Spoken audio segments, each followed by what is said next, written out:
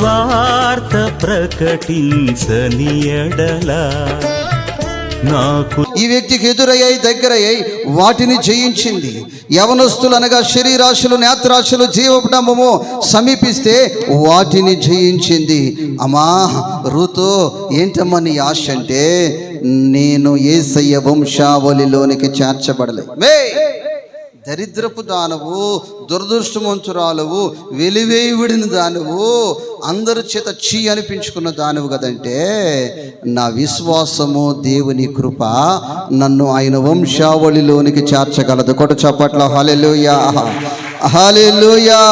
నేను అనాథని కాదు, నేను రిక్తురాలను కాదు, నేను చేదు అనుభవం కాదు, నన్ను నా దేవుడు మారాగా మార్చగలడు. దేవునికి స్తోత్రం. ప్రియ దేవుని బిడ్డలారా, ఆ ప్రాంతాలలో యేసుక్రీస్తు ప్రభు వారికి సాదృశ్యమైన బోయొచ్చు బాగా గొప్ప ఆస్తి కలిగిన వ్యక్తి రూతుని వివాహం చేసుకున్నాడమ్మా. భార్యను తగలబెట్టేసినట్టు కాదు, ఆరో పిల్లడు కాదు. దేవునికి స్తోత్రం.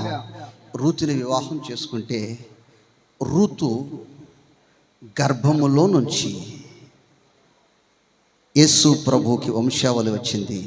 ఇప్పుడు యేసు ప్రభు వంశావళిలోనికి మనం వెళితే రూతు కనిపిస్తుంది. కొడ చప్పట్ల హల్లెలూయా, హల్లెలూయా.